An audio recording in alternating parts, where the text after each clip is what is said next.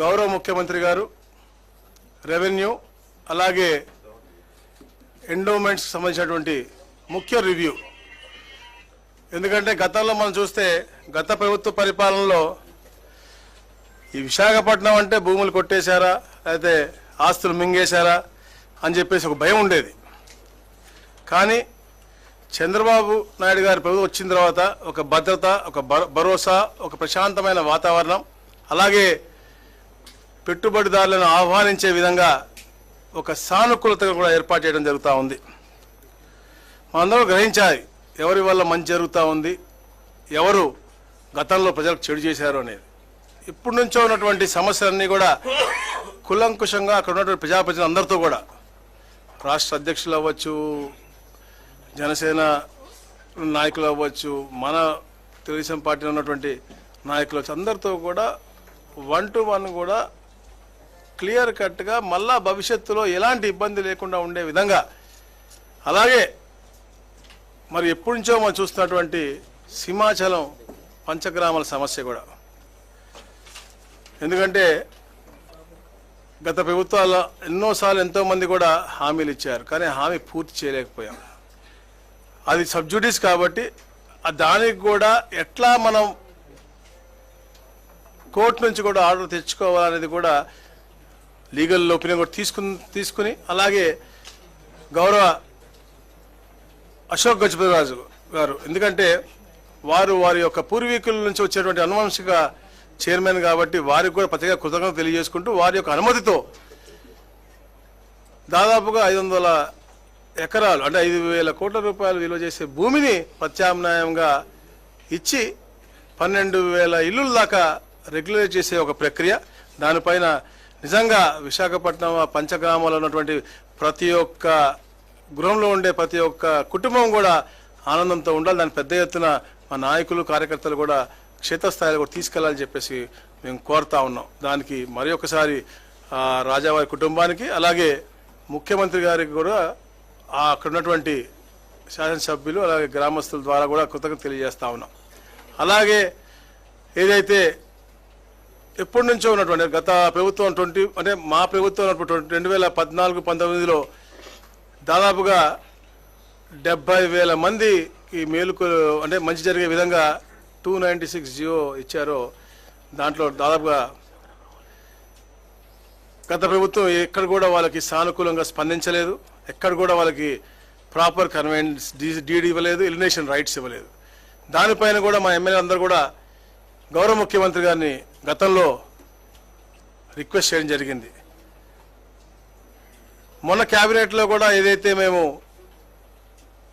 Discuss చేశామో 0 నుంచి 150 yards ఉన్నాయి ఫ్రీ ఆఫ్ కాస్ట్ చేస్తూ ఉన్నామో, 150 యార్డ్స్ నుంచి 300 ఉన్నటువంటి వాటికి 15% ఏదైతే ఇస్తానో దాని ప్రకారంగా ఇది కూడా చేయాలి. కాకపోతే వీటికి మాత్రం ఇప్పటి నుంచి 2 సంవత్సరాలు కాకుండా 2016-17లో ఇచ్చారు కాబట్టి ఆ డేట్ మీదనే వారికి ఇస్తే బాగుంటుందని చెప్పేసి అందరూ కోరడం జరిగింది. దానికి కూడా సానుకూలంగా స్పందించారు. నిజంగా విశాఖపట్నం పట్ల చంద్రబాబు నాయుడు గారికి ఉన్నటువంటి ప్రేమ, ఎందుకంటే రాష్ట్రంలో అన్ని ప్రాంతాల మీద ప్రేమ ఉంది. కాకపోతే ఇచ్చిన హామీలు కూడా ఎప్పుడు కూడా గవర్నమెంట్ మారినా కూడా గత ప్రభుత్వాలు ఇచ్చినటువంటి హామీలు కొన్ని సానుకూలంగా స్పందించారు. అప్పుడు 2017లో మేము ఇచ్చినటువంటి పట్టాలని కూడా కన్వెన్స్ డేట్ 2 yearsలో ఇవ్వాలి అని చెప్పి రాసి ఉన్నప్పటికీ కూడా గత ప్రభుత్వం ఇవ్వకపోవడం నిజంగా బాధాకరమైన విషయం. అందుకనే ఇప్పుడు రాగానే ఎమ్మెల్యేల కోరిక మేరకు ఆ 70,000 పట్టాలు ఏదైనా అందరికి కూడా ఇమ్మీడియట్ అంటే ఓల్డ్ డేటెడ్ కిందనే ఆ రోజు నుంచి ఎఫెక్ట్ అయ్యే విధంగానే ఆల్ రైట్స్ ఇచ్చే విధంగా కూడా చూస్తూ ఉన్నారు. అలాగే యుఎల్సి కూడా ముఖ్యంగా, ఎందుకంటే ఇది రాష్ట్రంలో ఉన్నటువంటి సమస్య.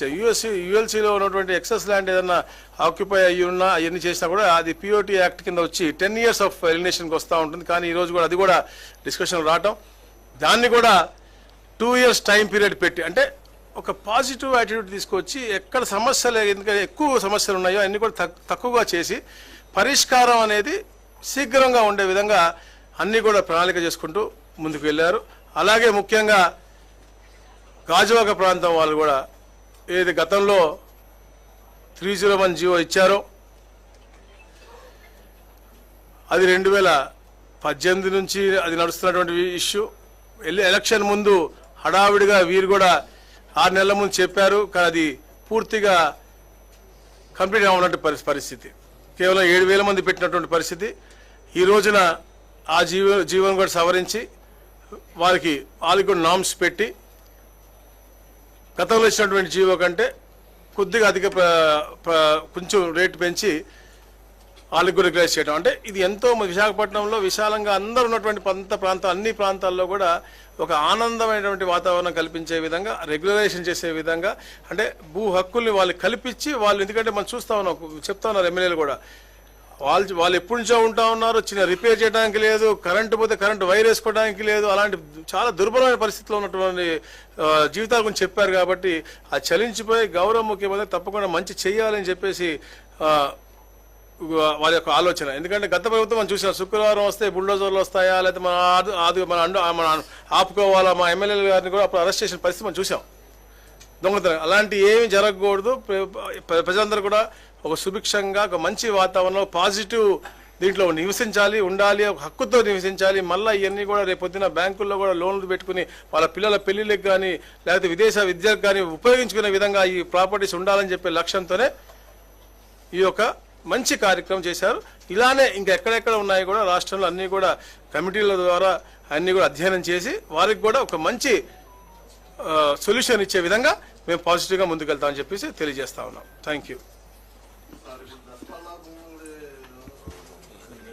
అది నెక్స్ట్ ఇష్యూ. ఇప్పుడు దీంట్లో కూడా కొన్ని ఇష్యూస్ చాలా వచ్చినాయి. ఇప్పుడు ఏ అయితే సింహాచలం భూముల్లో కొన్ని ఇప్పుడు మన కన్స్ట్రక్టెడ్ ప్లేస్ అన్నీ చేస్తూ ఉన్నాం. అది కాకుండా వాళ్ళు సాగు చేసే భూమి కొద్దిగా ఉంది, ప్లస్ కొన్ని ఖాళీ ఉన్న స్థలం ఉంది, అవన్నీ కూడా సబ్జుడిస్లో ఉన్నాయి, నంబర్ ఆఫ్ బిల్స్ ఉన్నాయి. అవన్నీ సొల్యూషన్ వెంటనే అవ్వదు కాబట్టి అవి కూడా డిస్కషన్లోకి వచ్చాయి. తప్పకుండా పాజిటివ్గా చేయగలిగిన ప్రతి ఒక్క అంశం కూడా పాజిటివ్గా చేయాలని చెప్పేసి ఒక ప్రోయాక్టివ్ మోడ్లో గౌరవ ముఖ్యమంత్రి గారు వెళ్తా ఉన్నారు. తప్పకుండా అవి కూడా ఒక పాజిటివ్నెస్ తీసుకెళ్తాను.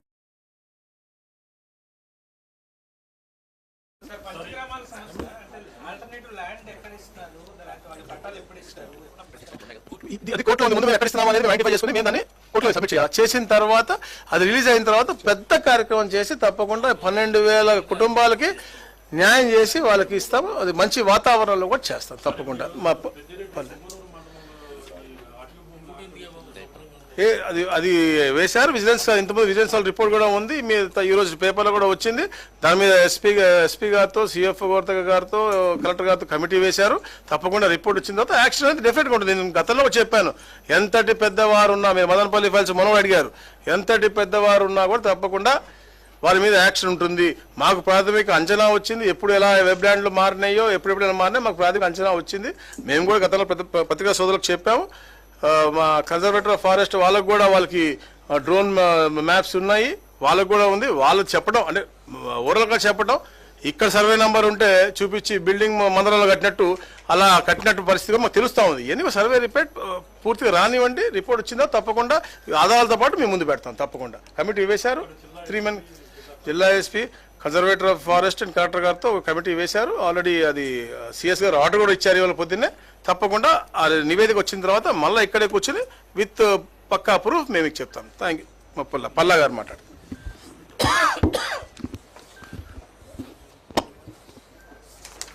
విలేకరు సోదరులందరికీ కూడా నమస్కారం. మరి ఈరోజు ఏదైతే కొన్ని సంవత్సరాలుగా విశాఖపట్నం ప్రాంతంలో సింహాచలం దేవస్థానం సంబంధించి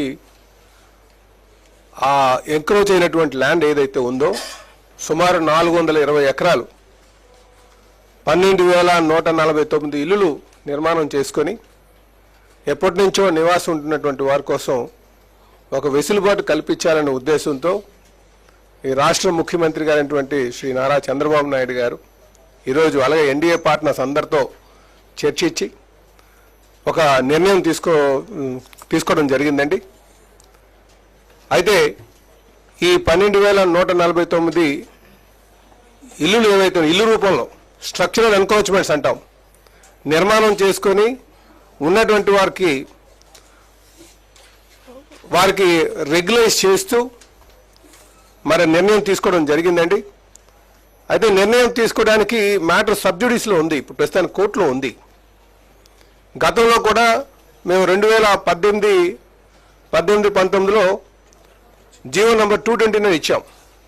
229 ఇచ్చినప్పుడు ఈ ఎంతైతే ల్యాండ్ ఆక్యుపై అయ్యి ఉందో అంటే సుమారు 420 ఎకరాలు, దానికి ఈక్వల్ ఎక్స్టెంట్ ల్యాండ్ ఇవ్వడానికి, అలాగే రెగ్యులైజేషన్ ఏదైతే రేట్లు ఫిక్స్ చేశారో ఆ రెగ్యులైజ్ చేసినటువంటి అమౌంట్ని దేవస్థానానికి ఇవ్వడానికి కోసం ఆ రోజు ఆ జీవో తీసుకురావడం జరిగింది.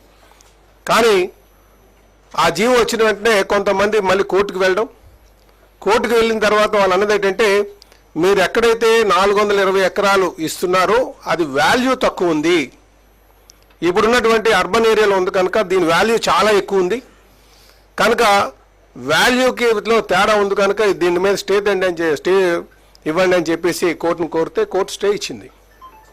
అయితే దానికి ఈరోజు మళ్ళీ 5 సంవత్సరాలుగా గత ప్రభుత్వం దాని మీద ఎటువంటి అడుగులు వేయలే.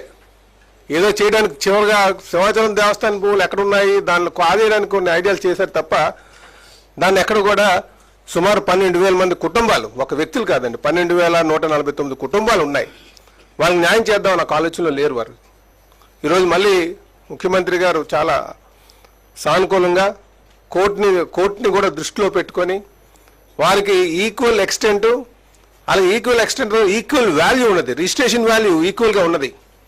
ఈరోజు ఈ 420 ఎకరాలకు బదులు 610 ఎకరాలు ఈక్వల్ రిజిస్ట్రేషన్ వాల్యూ ఉన్నది ఇవ్వడం జరిగింది. అంటే అర్బన్ ఏరియాస్లోనే ల్యాండ్ ట్రాన్స్ఫర్ చేస్తున్నాం.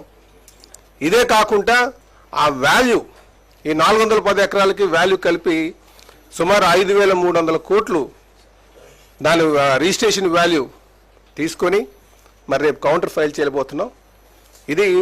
ఇది ఖచ్చితంగా కోర్టులో సానుకూలంగా మాకు స్పందన వస్తుందని చెప్పేసి తెలియజేస్తున్నాం. ఇదే కాకుండా మీకు ఇక్కడ ఇంకొక విషయం ఏంటంటే, గతంలో మేము జీవో ఏదైతే 229 ఇచ్చామో దానికి 60 కోట్ల రూపాయలు, 60 కోట్లు రామారామి రెగ్యులైజేషన్ ఫీజు రావడం జరిగిందండి. కానీ గత ప్రభుత్వం ఇచ్చిన దాంట్లో 420 కోట్ల రూపాయలు వాల్యూ వస్తుంది కనుక దా వాల్యూ కూడా 60 crores కాకుండా 420 కోట్లు వచ్చేటట్టుగానే ఆ వాల్యూ 450 కోట్లు ఎంతో వచ్చినట్టుగా కలిపి ఆ రెగ్యులైజేషన్ అమౌంట్ కలిపి ల్యాండ్ వాల్యూ కలిపి సుమారు 610 ఎకరాలు ఇవ్వడం జరుగుతుందండి. అంటే ఇప్పుడు తీసుకున్నటువంటి ల్యాండ్ కన్నా ఎక్కువ వాల్యూ ఉన్నదే ఇస్తున్నారని చెప్పడానికి నా ఉద్దేశం అని చెప్పి ఈ సందర్భంగా తెలియజేస్తున్నాను. కనుక ఖచ్చితంగా ఎంతో మందికి వెసులుబాటు రాబోతుంది అని చెప్పేసి మేము ఆశిస్తున్నాం. ఇది మ్యాటరు కోర్టులో ఉన్నప్పటికీ కూడా కోర్టులో కూడా మాకు అనుకూలంగా స్పందన వస్తుందని చెప్పేసి మేము తెలియజేస్తున్నాం అండి. ఖచ్చితంగా ఇది ఒక 2-3 నెలల్లో ఒక పరిష్కార మార్గం దొరుకుతుందని చెప్పేసి ఈ సందర్భంగా మీ ద్వారా నేను ప్రధానికానికి తెలియజేస్తున్నాను అండి. విల్లిగానండి, వాళ్ళు అంతా వెరిఫై చేసుకున్నారు, దేవస్థానం వాళ్ళు చూసుకున్నారు. చైర్మన్ గారితో మాట్లాడడం జరిగింది. ఇది ఎందుకంటే గతంలో కూడా మేము అనువంశిక ధర్మకర్త అయినటువంటి విజయనగరం సంస్థానాధీశులు మరి అశోక్ గజపతి రాజు గారి దృష్టికి కూడా తీసుకువెళ్ళి వాళ్ళకి ల్యాండ్ చూపించి వారు పర్టికులర్గా అడిగింది ఏంటంటే స్వామివారికి గంధం పెంచడానికి అనుకూలంగా ఉన్నటువంటి ప్రాంతం ఇవ్వమని చెప్పేసి అడిగారు వారు. అది దాని తర్వాత వాళ్ళకి మరి కొంతమంది కొన్ని ఏరియాస్ సూట్ అయినాయి మేము ఇచ్చినటువంటి ఏరియాస్. ఇవంతా కూడా అర్బన్ ఏరియాస్లో ఉన్నటువంటి ల్యాండ్నే ఇస్తున్నామని చెప్పేసి ఈ సందర్భంగా తెలియజేస్తున్నాం. అయితే ఇవి ఆల్మోస్ట్ అన్నీ ఒక్క దగ్గర అండి. కొన్ని 274 సర్వే నెంబర్ ఒకటి ఇచ్చామండి పెద్దగంటాడికి సంబంధించి, అలాగే గాజువాకలో 86 సర్వే నెంబర్ సంబంధించి ఇచ్చామండి, Gollalapalem Malkapuram 60 survey number part సంబంధించడం జరిగిందండి. ఇవన్నీ కూడా అర్బన్ ఏరియాస్లో ఉన్నటువంటిదే వాల్యుబుల్ ల్యాండ్ అని చెప్పేసి ఈ సందర్భంగా మీకు తెలియజేస్తున్నాండి.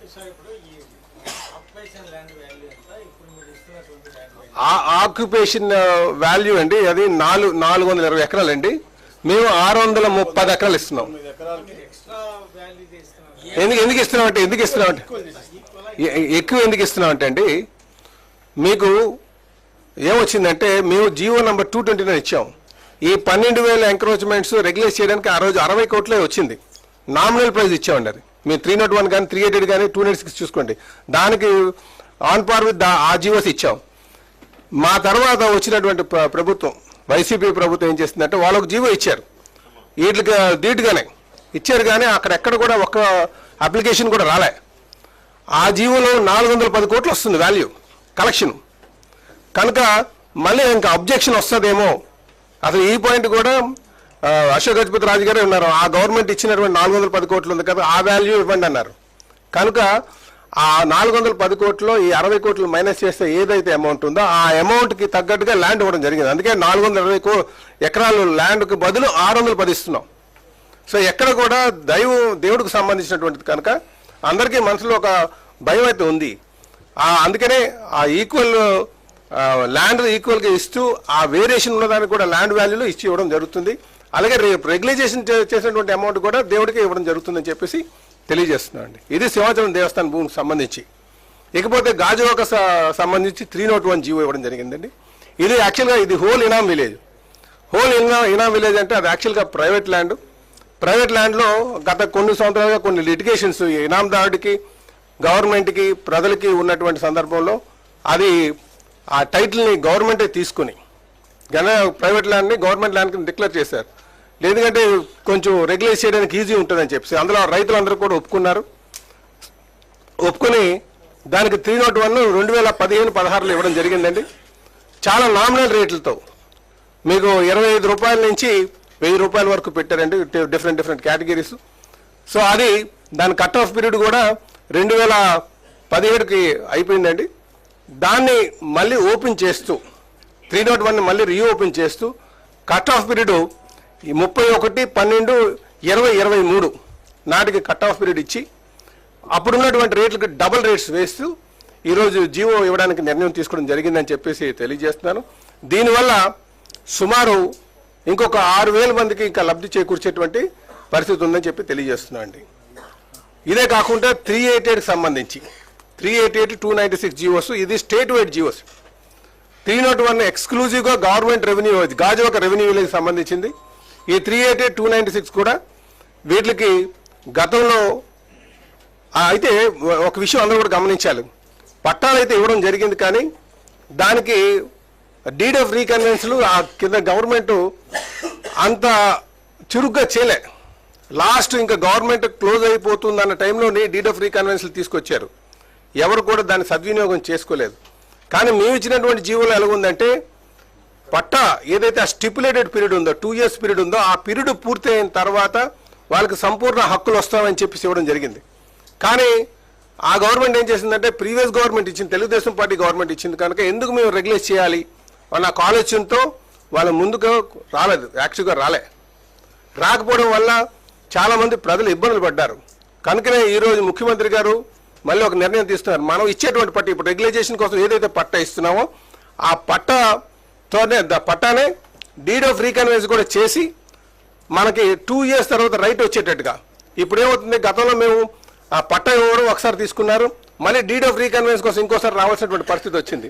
కనుక ఆ ఇబ్బంది ప్రజలకు లేకుండా ఉండడం కోసం కనుకనే ఒకేసారి పట్టాతో పాటు డీడ్ ఆఫ్ రీకన్వెన్స్ కూడా ఇచ్చేసి 2 years తర్వాత వాళ్ళకి ఎలిమినేషన్ రైట్లు వచ్చేటట్టుగా ఆటోమేటిక్ డీమ్డ్ టు బి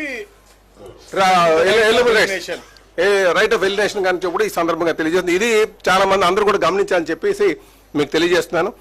ఈరోజు ఈ 388 సంబంధించి ఒక్క విశాఖపట్నంలోనే 70,000 పట్టాలు ఉన్నాయి. రాష్ట్ర వ్యాప్తంగా చూసుకుంటే 2 లక్షల పట్టాలు ఉన్నాయి. కనుక ఈ 388 సంబంధించి కానీ 296 సంబంధించి కానీ చిన్న రేట్లు వేరియేషన్ ఉంది. కానీ ఇది చాలా ప్రజలందరికీ కూడా ఉపయోగపడేటట్టుగా జీవోలు ఇవ్వడం జరిగిందని చెప్పేసి ఈ సందర్భంగా తెలియజేస్తున్నాం అండి. ఈ సందర్భంగా కూడా మేము శాసనసభ్యులుగా ముఖ్యమంత్రి గారికి మా ఎన్డీఏ పార్ట్నర్స్ అందరికీ కూడా పేరున మేము ధన్యవాదాలు తెలియజేసుకుంటున్నాం అండి. ఇది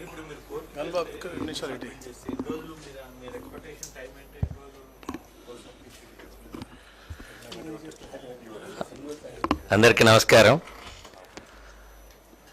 ఈరోజు విశాఖపట్నానికి సంబంధించినటువంటి ఒక ప్రధాన సమస్యలు, సుదీర్ఘకాల సమస్యలు. నేను కూడా మొట్టమొదటి శాసనసభ్యుడిగా పెందుర్తి నియోజకవర్గంలో ఉండేటప్పుడు ఈ పంచగ్రామాలన్నీ కూడా పెందుర్తి నియోజకవర్గంలో ఉండేవి. అందులో ఉండేటువంటి ఆ రోజు కూడా 98లో తెలుగుదేశం ప్రభుత్వంలోనే 578 జీవోని రెగ్యులరేషన్ కోసం ఇవ్వటం, చాలా వరకు కొంతమంది అప్పుడు రెగ్యులరైజ్ చేసుకోవడం అనేటువంటిది కూడా ఒకసారి గుర్తు చేస్తున్నా. తర్వాత కాలంలో ఉండేటువంటి ప్రభుత్వాలు వీటి పట్ల అంటే వీటిని రెగ్యులరైజ్ చేయాలనేటువంటి ఆలోచన కానీ ఒక జీవోస్ రూపంలో ఇచ్చినటువంటి దాఖలాలు లేవు.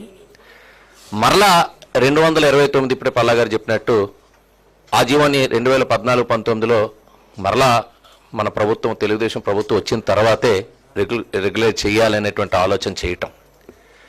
ఇక్కడ 2 ఇష్యూస్, ఇనామ్ అబాలిషన్ యాక్ట్ కానీ ఎస్టేట్ అబాలిషన్ యాక్ట్ కానీ ఉండేటువంటి రైతు వారి ఎవరైతే భూ హక్కులు ఉన్నాయో వాళ్ళకి పూర్తి హక్కులు సంక్రమించినాయి. దురదృష్టం కొద్దీ ఈ 5 గ్రామాలు అన్సెటిల్డ్ విలేజ్లుగా సెటిల్మెంట్ జరిగే నాటికి ఇవి సెటిల్మెంట్ జరగకపోవటం వల్ల అక్కడ సెటిల్మెంట్ ఫేర్ ఆడంగల్ అనేటువంటి క్రియేట్ కాకపోవడం వల్ల వీటన్నిటికీ కూడా ఓన్లీ కొలమానం గిల్మెన్ అనేవారు 1903లో చేసినటువంటి సర్వే, అంటే మైనర్ గార్డియన్ ఉండేటప్పుడు ఒక బ్రిటిష్ ప్రభుత్వం మెడ్రాస్ ప్రెసిడెన్సీ నుంచి గిల్మెన్ అనేటువంటి ఐసీఎస్ అధికారిని అపాయింట్ చేయడం వల్ల ఆయన చేసిన సర్వే ఒకటే కొలమానం తప్ప ఇంకొక రకమైనటువంటి రైతు హక్కులు నిర్ధారించుకునే అవకాశం లేకపోవటం, తర్వాత కాలంలో ఇవన్నీ కూడా న్యాయస్థానాల్లో కానీ రెవెన్యూ కోర్టుల్లో కానీ వివిధ దశల్లో ఉండటం వల్ల ఈరోజు సమావేశం కేవలం ఎవరైతే కన్స్ట్రక్షన్స్ జరుపుకుని ఉన్నారో స్ట్రక్చర్స్ ఏవైతే ఉన్నాయో వాటిని ఒక బాధ్యతగా, ఎందుకంటే వీటి హక్కుల గురించి డీటెయిల్ డిస్కషన్స్ జరిగితే మళ్ళా ఇంకో కాంప్లికేషన్ వస్తుంది కాబట్టి ప్రభుత్వం ఒక చిత్తశుద్ధితో ఈరోజు చంద్రబాబు నాయుడు గారి ఆలోచన విలువైన భూమి ఇచ్చిన ఈ సమస్య పరిష్కారం చేయాలని సుమారు 5,438 కోట్ల విలువైనటువంటి భూమిని ఈరోజు సింహాచలం దేవస్థానంకి ఇస్తూ 12,000 కుటుంబాలకు లబ్ధి కలిగే విధంగా ఈరోజు ఒక నిర్ణయం, అంటే వీటిని న్యాయస్థానాలకి ఏ అభ్యంతరం లేకుండా ఉండేటట్టుగా ఒక ప్రతిపాదన అనేటువంటిది ప్రభుత్వం ఒక అడుగు ముందుకు వేయటం అనేటువంటిది జరిగింది. డెఫినెట్గా విశాఖపట్నంలో ఒక సుదీర్ఘకాల సమస్య పరిష్కారం అవుతుందనేటువంటి భావం ఈరోజు డెసిషన్ వల్ల కలిగింది. రెండో అంశం ఏదైతే ఈ మిగిలిన హక్కులకు సంబంధించినటువంటి, ఎందుకంటే ఇది 70% సమస్య పరిష్కారం అయిపోతుంది ఈరోజు ఆ పంచగ్రామాల్లో. మిగిలింది ఏదైతే ఉందో దాన్ని సెకండ్ ఫేజ్లో మరలా దేవాదాయ మంత్రి గారు అలాగే రెవెన్యూ మంత్రి గారు ఒక కమిటీలా మరలా దీనిపైన ఏ రకంగా ఆలోచన చేయాలనేటువంటిది చేయడం జరుగుతుంది. ముఖ్యంగా ఈ 296/388 స్టేట్ వైడ్ వచ్చిన జీవోని ఎక్కువ శాతం విశాఖపట్నం జిల్లాలోనే ఉపయోగించుకోవడం జరిగింది. రెవెన్యూకి సంబంధించినటువంటిది మీ అందరికీ తెలుసు. ఒక ఐవీఆర్ఎస్ ద్వారా పట్టాలు ఇచ్చిన తర్వాత ముఖ్యమంత్రి గారు పసుపు కుంకుమ ఇచ్చి విశాఖపట్నంలో వేల సంఖ్యలో పట్టాల పంపిణీ జరిగితే ఒక జాతర మాదిరిగా ఎక్కడైనా ఏదైనా అవినీతి జరిగిందేమో పట్టాల పంపిణీ రెవెన్యూ యంత్రాంగం అనగానే ఒక డిస్సాటిస్ఫాక్షన్ ఉంటుంది పబ్లిక్లో, ఏదైనా దీనిలో అవినీతి జరుగుతుందనే ఉద్దేశంతో ఐవీఆర్ఎస్ పెడితే 99% ప్రజల నుంచి ఒక చక్కగా పట్టాలు పంపిణీ అని జరిగిందని వచ్చినటువంటి ఆ రిజల్ట్స్ మీ అందరికీ తెలుసు. విశాఖ నగరం 2019-21లో కూడా నగరంలో శాసనసభ్యులు అందరం కూడా గెలవడం అనేటువంటి జరిగిందంటే ఈరోజు అక్కడ ఉండేటువంటి ఇది ఒక ప్రధాన, ఎందుకంటే విశాఖపట్నం అనగానే పోర్ట్ ల్యాండో లేకపోతే రైల్వేసో లేకపోతే డిఫెన్సో ప్లెయిన్ ఏరియాస్ అన్నీ కూడా గవర్నమెంట్కి సంబంధించినటువంటి ఏరియాస్గానే పరిగణించబోయి ఉపాధి కోసం వచ్చిన వాళ్ళందరూ కూడా ఎక్కడ ఆశ్రయం దొరికితే అక్కడ నివాసం ఏర్పరచుకున్నారు. సో వేల సంఖ్యలో అర్హులైనటువంటి వారు ఉండడం వల్ల ఈ 296/388 జీవోల్లో వేల సంఖ్యలో దరఖాస్తులు రావడమే కాకుండా వాటిని కూడా ఒక సాంకేతిక పరంగా ఒక పట్టాని వాళ్ళ లాంగిట్యూడ్ లాటిట్యూడ్ కూడా మొత్తం ఓవరాల్గా కంప్యూటరైజ్ చేసి వాళ్ళకి హద్దుల సమస్య కూడా రాకుండా ఉండేటట్టుగా ఆ రోజు పట్టాలు ఇవ్వడం జరిగింది. ఇచ్చిన తర్వాత ఆ పట్టాలోనే 2 ఏళ్ల తర్వాత వీళ్ళు ట్రాన్స్ఫరబుల్ రైట్స్ కూడా, ఇప్పుడైతే డీఫామ్ పట్టా ఇచ్చారంటే ట్రాన్స్ఫరబుల్ రైట్స్ ఉండవు, కేవలం అనుభవించే హక్కు ఉంటుంది. అలాంటిది కాకుండా వీళ్ళకి ఏదైనా తనఖాలు పెట్టుకున్నా లేకపోతే అప్పులు తీసుకోవాలన్నా బ్యాంకులు వెళ్ళి వాళ్ళకి ఏదైనా ఉపయోగపడేటట్టు ఆస్తి ఉండాలి, సంపూర్ణ హక్కులు ఉండాలనేటువంటి ఉద్దేశంతో ఆ రోజు 296 పేదవాడికి ఉద్దేశించి 100 గజాల లోపు ఉచితంగా ఇవ్వడానికి, మిగిలిన వాటికి ఒక స్వల్ప ధరను నిర్ణయించి 388 కూడా రావడం జరిగింది. మీ అందరికీ తెలుసు. దానిలో చాలా మంది రాష్ట్రంలో వచ్చినటువంటి జీవోలో విశాఖపట్నంలో ఉపయోగించుకోవడం జరిగింది. కానీ దురదృష్టం కొద్దీ గత పాలకులు మరలా ఆ ట్రాన్స్ఫరబుల్ రైట్స్ గురించి ఏ నిర్ణయం తీసుకోకపోవడం వల్ల వారు ఇప్పటికీ కూడా ఆ పట్టాసు ఈ డీఫామ్ పట్టా కానీ పూర్వం ఇచ్చినటువంటి డీఫామ్ పట్టా కానీ పరిగణించే పరిస్థితి వచ్చింది.